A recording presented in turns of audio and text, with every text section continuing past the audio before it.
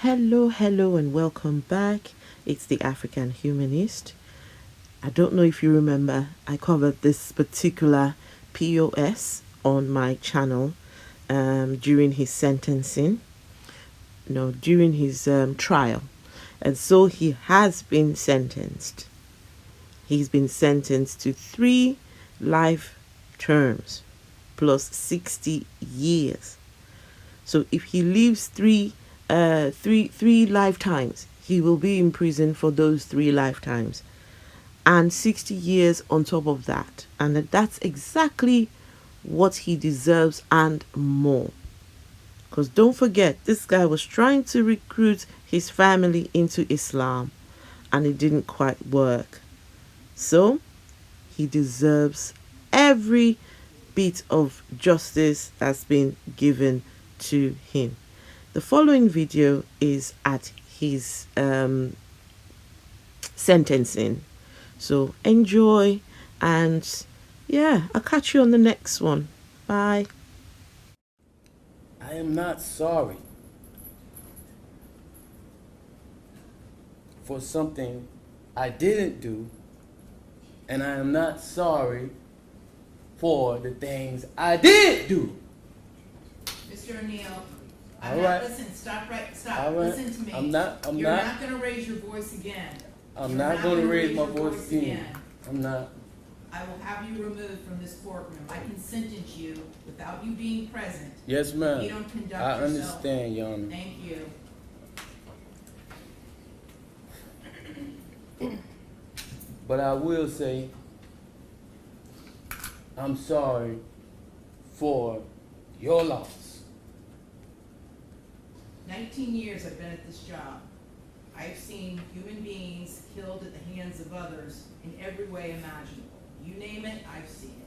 Shootings, stabbings, drownings, suffocatings, blown apart by cars in DUI manslaughter cases. Horrible things. This is the worst case I have ever seen as far as the facts go.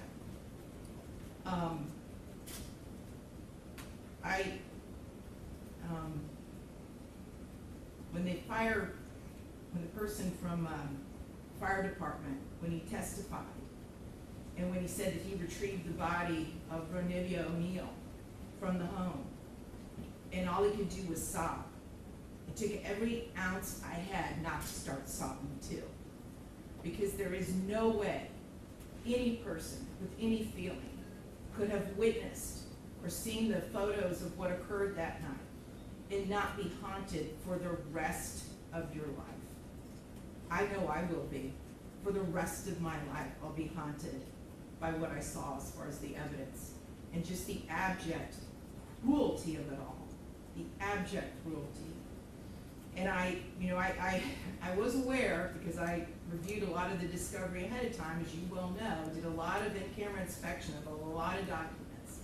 And I was aware there was some evidence, at least, that when you needed to recover from your gunshot wound, that neither your parents nor your Aisha, Miss Robinson, would let you come recover at their home. I don't know if it's true or not. I'm not going to get into a dispute.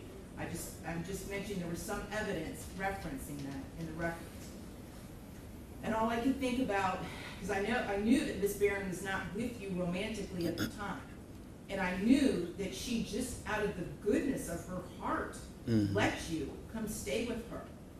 And it is beyond tragic that that critical decision ended in so much horror for her and for her children. It is unspeakably cruel what happened as a result of that one decision.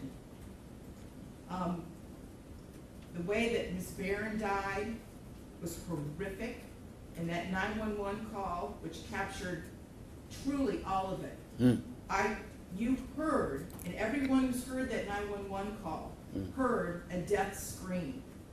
If anybody ever wants to know what it sounds like before a human being dies, knowing that their death is imminent, that's exactly what it is.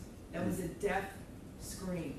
We're going to see if it's true. But what happened to little Ronnie and to little Ronnie, but I'm going to focus on Ronivia because she was special.